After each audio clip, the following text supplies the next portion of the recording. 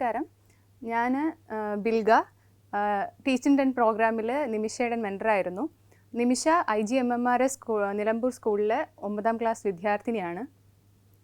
ആദ്യം ഞാൻ നിമിഷയെ കണ്ടപ്പോൾ എനിക്കൊരു ആശങ്കയുണ്ടായിരുന്നു. കാരണം സാധാരണയായിട്ട് ഒരു സൈലൻ്റ് ആയിട്ടുള്ളൊരു പ്രകൃതമുള്ളൊരു കുട്ടിയാണ് നിമിഷ. പക്ഷേ അതുകൊണ്ട് തന്നെ ഞാൻ ആദ്യം ഇങ്ങനെ ആശങ്കപ്പെട്ടു. കാരണം എങ്ങനെ ഞാൻ ഈ കുട്ടിയെ കൊണ്ട് പെട്ടെന്ന് ഒരു 10 ദിവസം കൊണ്ട് ഈ കണ്ടൻറ്റുകളെല്ലാം ഫെമിലറൈസ് ചെയ്ത് അവളിൽ നിന്നൊരു ഔട്ട്പുട്ട് എടുക്കും എന്നുള്ളതിൽ ഒരു ആശങ്ക ഉണ്ടായിരുന്നു. പക്ഷേ 2-3 സെക്ഷൻ കഴിഞ്ഞപ്പോൾ അവൾ എൻ്റെ അടുത്ത് ഇൻറ്ററാക്ട് ചെയ്ത് തുടങ്ങുകയും പെട്ടെന്ന് കാര്യങ്ങൾ മനസ്സിലാക്കി എടുക്കാനുള്ള കഴിവുള്ളൊരു കുട്ടിയാണ് നിമിഷ. അതുമാത്രമല്ല, പുതിയ കാര്യങ്ങൾ മനസ്സിലാക്കിയെടുക്കാൻ അവൾ അവളുടേതായ രീതിയിൽ ശ്രമിക്കുന്നുണ്ടായിരുന്നു. ഭാവിയിൽ എവിടെയായിരുന്നാലും അവൾക്ക് ഭാവിയിൽ അവൾ എവിടെ ആയിരുന്നാലും അത് അവളുടെ ലക്ഷ്യം സാധിച്ചെടുക്കാൻ വേണ്ടി അവൾ അവളുടെ കഴിവിൻ്റെ പരമാവധി ശ്രമിക്കുമെന്ന് ഞാൻ വിശ്വസിക്കുന്നു. അവളുടെ ഭാവി ഭാസുരമാകട്ടെ എന്ന് ഞാൻ ആശംസിക്കുന്നു. നന്ദി. എല്ലാവർക്കും നമസ്കാരം. ഞാൻ ഇന്നിവിടെ പറയാൻ പോകുന്നത് 3D പ്രിൻ്റർ എന്ന ഉപകരണത്തെ പറ്റിയാണ്. 3D printer as A device. അതിനു മുമ്പായി നമുക്ക് 3D പ്രിൻറ്റിംഗ് എന്താണെന്നറിയാം. ആദ്യം ഈ സ്ലൈഡിൽ നൽകിയിരിക്കുന്ന വസ്തുക്കൾ നോക്കൂ. ഇത് പുള്ളിപ്പുലിയുടെ താടിയേലും പല്ലുമാണ്. ഇത് കളിമണ്ണിലുണ്ടാക്കിയൊരു പാത്രമാണ്. ഇവ ഉണ്ടാക്കുന്നതിന് വേണ്ടി മൃഗങ്ങളെ ഉപദ്രവിക്കുകയോ കളിമൺ പാത്രങ്ങൾ ഉണ്ടാക്കുന്നതിന് വേണ്ടി കൈകളോ ഉപയോഗിച്ചിട്ടില്ല. അടുത്തത് വിവിധ തരം വീടുകളുടെ മാതൃകയാണ്. ഇത് ജനസംഖ്യാടിസ്ഥാനത്തിൽ വരുന്ന ഒരു മാപ്പാണ്. ഇവ പഠനാവശ്യത്തിനായിട്ടും ഉപയോഗിക്കും. ഇതൊക്കെ എങ്ങനെയാണ് ഉണ്ടാക്കാൻ കഴിയുക? പുള്ളിപ്പുലിയെ കൊല്ലാതെ അതിൻ്റെ താടിയെല്ലും പല്ലും എടുക്കുക, കൈകൾ ഉപയോഗിക്കാതെ കളിമൺ പാത്രങ്ങൾ ഉണ്ടാക്കുക, പഠന മാതൃകകൾ ഉണ്ടാക്കുക. ഇതൊക്കെ എങ്ങനെ സാധിക്കുന്നു? അതിനുവേണ്ടി നമ്മൾ ഉപയോഗിച്ച പ്രക്രിയയാണ് 3D പ്രിൻറ്റിംഗ്. അതിനുവേണ്ടി നമ്മളെ സഹായിച്ച ഉപകരണമാണ് 3D പ്രിൻ്റർ. 3D പ്രിൻറ്റിംഗ് ഒരു നിർമ്മാണ പ്രക്രിയയാണ്. നിർമ്മാണ പ്രക്രിയകൾ തന്നെ 2 തരത്തിലുണ്ട്. ഒന്ന് സബ്സ്ട്രാക്റ്റീവ് മാനുഫാക്ചറിങ്, ഒന്ന് അഡിറ്റീവ് മാനുഫാക്ചറിങ്. സബ്സ്ട്രാക്റ്റീവ് മാനുഫാക്ചറിങ് ഉദാഹരണം പറഞ്ഞാൽ നമ്മളൊരു തടി കഷ്ണം എടുത്ത് ആവശ്യമില്ലാത്ത ഭാഗങ്ങളൊക്കെ കൊത്തിക്കളഞ്ഞ് നമുക്ക് ആവശ്യമുള്ള ഒരു രൂപം ഉണ്ടാക്കിയെടുക്കുന്നതാണ് സബ്സ്ട്രാക്റ്റീവ് മാനുഫാക്ചറിങ്. അഡിറ്റീവ് മാനുഫാക്ചറിങ് നമുക്ക് ആവശ്യമുള്ള വസ്തുക്കൾ മാത്രം ഉപയോഗിച്ച് ഘട്ടം ഘട്ടമായി കൂട്ടിയോജിപ്പിച്ച് നമുക്ക് ആവശ്യമുള്ള ഒരു രൂപം ഉണ്ടാക്കിയെടുക്കുന്നതാണ് additive manufacturing. Additive manufacturing subtractive manufacturing തമ്മിലുള്ള വ്യത്യാസം ആണ്. സബ്സ്ട്രാക്റ്റീവ് മാനുഫാക്ചറിങ് നമ്മൾ കുറേ വസ്തുക്കൾ ഉപയോഗശൂന്യമായി പോകും. അഡിറ്റീവ് മാനുഫാക്ചറിങ് നമുക്ക് നഷ്ടം വരുന്നില്ല. നമ്മൾ നേരത്തെ പറഞ്ഞ 3D പ്രിൻറ്റിംഗ് അഡിറ്റീവ് മാനുഫാക്ചറിങ്ങിൽ വരുന്ന ഒരു നിർമ്മാണ പ്രക്രിയയാണ്. 3D printing പലതരത്തിലുണ്ട്. 3D പ്രിൻറ്റിങ്ങിനായി നമ്മൾ ഉപയോഗിക്കുന്ന വസ്തുക്കളുടെ അടിസ്ഥാനത്തിൽ നമുക്കതിനെ 3ആയി തിരിക്കാം.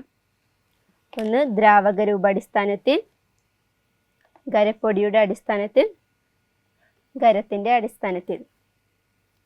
ദ്രാവക രൂപ അടിസ്ഥാനത്തിൽ വരുന്നത് 3 പ്രക്രിയകളാണ്. ഒന്ന് vat photopolymerisation, material jetting, binder jetting. ഖരപ്പൊടിയുടെ അടിസ്ഥാനത്തിൽ വരുന്നത് 2 പ്രക്രിയകളാണ്. ഒന്ന് പൗഡർ ബെഡ് ഫ്യൂഷൻ, നേരിട്ടുള്ള ഊർജ്ജ നിക്ഷേപം. ഖരത്തിൻ്റെ അടിസ്ഥാനത്തിൽ വരുന്നത് 2 പ്രക്രിയകളാണ്. Material extrusion, sheet lamination. ഇനി നമുക്കിതിനെക്കുറിച്ച് കൂടുതലായി അറിയാം. ദ്രാവകരൂപ അടിസ്ഥാനത്തിൽ ആദ്യം വരുന്നത് മെറ്റീരിയൽ ജെറ്റിംഗ് ആണ്. ഇതിൽ നമ്മൾ ഉപയോഗിക്കുന്ന വസ്തു ദ്രാവക രൂപത്തിലായിരിക്കും. അത് പ്രിൻ്റർ ഹെഡ് വഴി പ്രിൻ്റർ ബെഡിൽ തുള്ളിത്തുള്ളികളായി നിക്ഷേപിച്ച് UV ഉപയോഗിച്ച് ക്യൂർ ചെയ്യും. അടുത്തത് വാറ്റ് ഫോട്ടോ പോളിമറൈസേഷൻ. ഇതിൽ വാറ്റിൽ ദ്രാവക രൂപത്തിലുള്ള വസ്തു വെച്ചിരിക്കും. മിററിൻ്റെ സഹായത്തോടെ ലേസർ ഉപയോഗിച്ച് നമുക്ക് ആവശ്യമുള്ള ഭാഗത്ത് മാത്രം ക്യൂർ ചെയ്യും. അടുത്തത് ബൈൻഡർ ജെറ്റിംഗ്. ഇതിൽ പ്രിൻ്റർ ബെഡിൽ പൊടി പാളികളായി വിതറി ദ്രാവക രൂപത്തിലുള്ള ബൈൻഡർ പ്രിൻ്റർ ഹെഡ് വഴി അതിൽ നമ്മൾ നിക്ഷേപിക്കും. അതിനുശേഷം UV ഉപയോഗിച്ച് ക്യൂർ ചെയ്യും.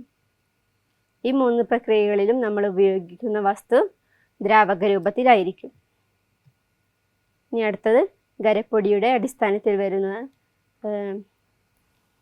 Powder bed fusion. ഇതിൽ പ്രിൻ്റർ ബെഡിൽ പൊടി പാളികളായി വിതറി ലേസർ ഉപയോഗിച്ച് നമുക്ക് ആവശ്യമുള്ള ഭാഗത്ത് മാത്രം അതിനെ ഉരുക്കി ഒട്ടിച്ച് ചേർക്കുന്നു. അടുത്ത പാളി പൊടി വിതറി അതിലെയും ലേസർ ഉപയോഗിച്ച് ഒട്ടിച്ച് ചേർത്ത് അങ്ങനെ ഘട്ടം ഘട്ടമായി നമുക്ക് ആവശ്യമുള്ള രൂപം ഉണ്ടാക്കിയെടുക്കുന്നു. അടുത്തത് നേരിട്ടുള്ള ഊർജ നിക്ഷേപം. ഇതിൽ പ്രിൻ്റർ ഹെഡ് വഴി 2 സൈഡിലൂടെ പൊടി വരും. അതേ സമയത്ത് തന്നെ വലിയ തോതിലുള്ള വൈദ്യുതോർജ്ജം ഉപയോഗിച്ച് നമ്മളതിനെ ഉരുക്കി പ്രിൻ്റ് ചെയ്യും. ഈ 2 പ്രക്രിയകളിലും നമ്മൾ ഉപയോഗിക്കുന്ന വസ്തു ഖരപ്പൊടിയുടെ രൂപത്തിലായിരിക്കും. അടുത്തത് ഖരത്തിൻ്റെ അടിസ്ഥാനത്തിൽ ആദ്യം വരുന്നത് ഷീറ്റ് ലാമിനേഷൻ. ഇതിൽ നമ്മൾ ഉപയോഗിക്കുന്ന വസ്തു ഷീറ്റിൻ്റെ രൂപത്തിലായിരിക്കും. ഇത് ലേസർ ഉപയോഗിച്ച് നമുക്ക് ആവശ്യമുള്ള രൂപത്തിൽ മുറിച്ചെടുത്ത് ഷീറ്റുകൾ അടുക്കി നമുക്ക് ആവശ്യമുള്ള രൂപം ഉണ്ടാക്കിയെടുക്കുന്നു. അടുത്തത് മെറ്റീരിയൽ എക്സ്ട്രൂഷൻ. ഇതിൽ നമ്മൾ ഉപയോഗിക്കുന്ന വസ്തു ഫിലമെൻ്റ് ആണ്. ഇത് എക്സ്ട്രൂട്ടറിൽ വന്ന് ചൂടായി ഉരുകി നോസിൽ വഴി പുറത്ത് വരും. അത് നമ്മൾ പ്രിൻ്റർ ബെഡിൽ പ്രിൻ്റ് ചെയ്യും.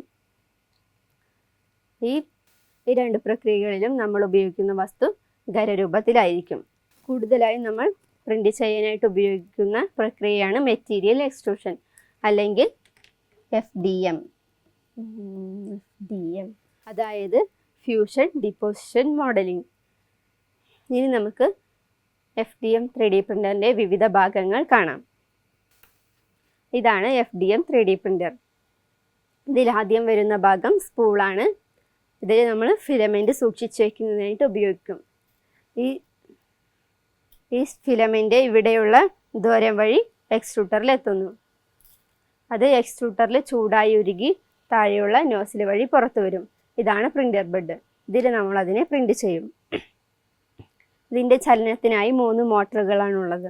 ഒന്ന് ബെഡിൻ്റെ മുന്നോട്ടും ബാക്കോട്ടുമുള്ള ചലനത്തിനായി ഇവിടെ ഒരു മോട്ടർ, പിന്നെ നോസിലിൻ്റെ ചലനത്തിനായി ഒരു മോട്ടർ, ഇത് മുകളിലോട്ടും താഴോട്ടുള്ള ചലനത്തിനായി ഒരു മോട്ടർ, പിന്നെ ഒരു മോട്ടർ എക്സ്ട്രൂട്ടറിൻ്റെ ഉള്ളിലാണ്. അത് എക്സ്ട്രൂട്ടർ ചൂടാകുമ്പോൾ തണുപ്പിക്കുന്നതിന് വേണ്ടി.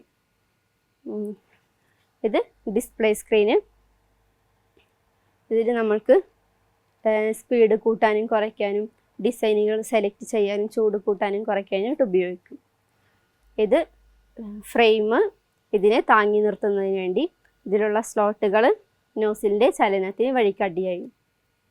ഇതിനാവശ്യമായ വൈദ്യുതി പ്ലഗ് വഴിയാണ് ലഭിക്കുന്നത്. ഇതാണ് FDM 3D പ്രിൻ്ററിൻ്റെ വിവിധ ഭാഗങ്ങൾ. ഇനി നമുക്കിതിൻ്റെ അടിസ്ഥാന ആശയങ്ങൾ നോക്കാം. ആദ്യം ബെഡിൻ്റെയും നോസിലിൻ്റെയും ചലനം കോർഡിനേറ്റ് ജ്യാമിതിയുടെ അടിസ്ഥാനത്തിലാണ്.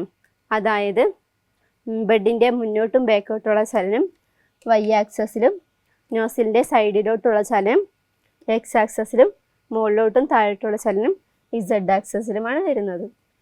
ഇനി നമുക്കൊരു ചതുരം പ്രിൻ്റ് ചെയ്യണമെങ്കിൽ ആദ്യം നോസിൽ X ആക്സസിൽ വലത്തോട്ടും അവിടെ നിന്ന് Y ആക്സസിൽ ബാക്കിലോട്ടും വീണ്ടും X ആക്സസിൽ ഇടത്തോട്ടും വീണ്ടും Y ആക്സസിൽ മുന്നിലോട്ടും വരും.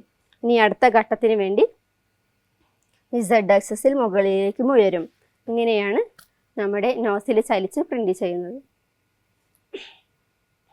അടുത്തത് എങ്ങനെയാണ് നമ്മുടെ ഫിലമെൻ്റ് ഉരുകി നമുക്ക് പ്രിൻ്റ് ചെയ്യാൻ പറ്റുന്നതെന്ന് നോക്കാം. ആദ്യം നമ്മുടെ വസ്തു ഖരരൂപത്തിലായിരിക്കും. അത് ദ്രവണാങ്കത്തിൽ കൂടുതൽ ഊഷ്മാവ് കൊടുത്തതിനെ ഉരുക്കി ദ്രാവക രൂപത്തിലേക്ക് മാറ്റും.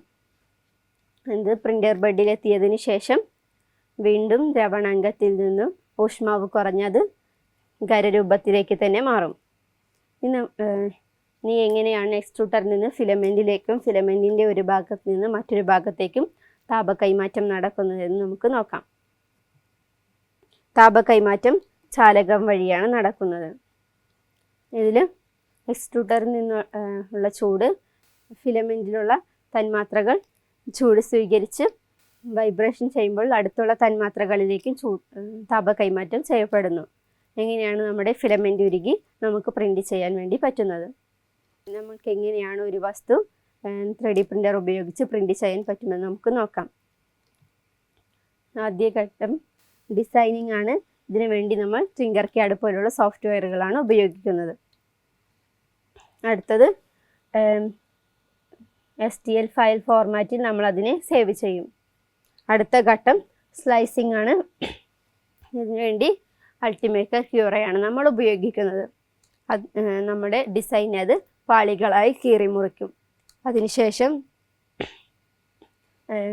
G കോഡിൽ അത് സേവ് ചെയ്ത് പ്രിൻറ്റിങ്ങിൽ പ്രിൻ്റ് ചെയ്യുന്നതിന് വേണ്ടി നമ്മളത് കൊടുക്കും. ഇത് 3D പ്രിൻറ്റിങ് ഉപയോഗിച്ച് പ്രിൻ്റ് ചെയ്ത വസ്തു നമുക്ക് ലഭിക്കും. അടുത്തത് എവിടെയൊക്കെയാണ് 3D പ്രിൻറ്റിങ് ഉപയോഗിക്കുന്നതെന്ന് നമുക്ക് നോക്കാം. ആഭരണ നിർമ്മാണത്തിനായി അതിൻ്റെ അച്ചു തയ്യാറാക്കുന്നതിന് വേണ്ടി 3D പ്രിൻറ്റിങ് ഉപയോഗിക്കുന്നു. ഭക്ഷ്യ വ്യവസായത്തിൽ കൃത്രിമമായ മാംസങ്ങളും കുക്കി, കേക്ക് പോലെയുള്ള സാധനങ്ങൾ പ്രിൻ്റ് ചെയ്യാനും 3D പ്രിൻറ്റിങ് ഉപയോഗിക്കും. അടുത്തത് ആരോഗ്യ മേഖലയിൽ പല്ലുകളും എല്ലുകളും പ്രിൻ്റ് ചെയ്യാനും കൃത്രിമമായി കൈക്കാലുകൾ പ്രിൻ്റ് ചെയ്യാനും ഇതിനുപരിയായി ആന്തരിക അവയവങ്ങൾ പ്രിൻ്റ് ചെയ്യാനും 3D പ്രിൻറ്റിങ് ഉപയോഗിക്കുന്നു. ഇലക്ട്രോണിക് സംബന്ധമായ ഇലക്ട്രോണിക് ചിപ്പുകൾ പ്രിൻ്റ് ചെയ്യാനും 3D പ്രിൻറ്റിങ് ഉപയോഗിക്കുന്നു. അടുത്തത് വീടുകളുടെ നിർമ്മാണത്തിനായി ഘട്ടം ഘട്ടമായി പ്രിൻ്റ് ചെയ്തതിനെ കൂട്ടിയോജിപ്പിച്ച് നമ്മൾക്ക് വീടുകൾ നിർമ്മിക്കാനായി സാധിക്കും. ഇത് 3D പ്രിൻറ്റിങ് ഉപയോഗിച്ച് പ്രിൻ്റ് ചെയ്ത വീടാണ്. അടുത്തത് വാഹനങ്ങളുടെ ഭാഗങ്ങൾ പ്രിൻ്റ് ചെയ്യാനും 3D പ്രിൻറ്റിങ് ഉപയോഗിക്കും. റോക്കറ്റിൻ്റെ ഭാഗങ്ങൾ, ബഹിരാകാശ വാഹിനികളുടെ ഭാഗങ്ങൾ, കപ്പലിൻ്റെ ഭാഗങ്ങൾ, വിമാനത്തിൻ്റെ ഭാഗങ്ങളൊക്കെ പ്രിൻ്റ് ചെയ്യാനും 3D പ്രിൻറ്റിങ് ഉപയോഗിക്കും. അടുത്തത് ഈ വീഡിയോയിൽ നമ്മൾ ഇതുവരെ എന്തൊക്കെയാണ് കണ്ടതെന്ന് നമുക്ക് നോക്കാം. 3D പ്രിൻറ്റിങ് എന്ന അഡിറ്റീവ് മാനുഫാക്ചറിംഗ് പ്രക്രിയയെക്കുറിച്ചാണ് നമ്മൾ ഈ വീഡിയോയിൽ ഇതുവരെ കണ്ടത്.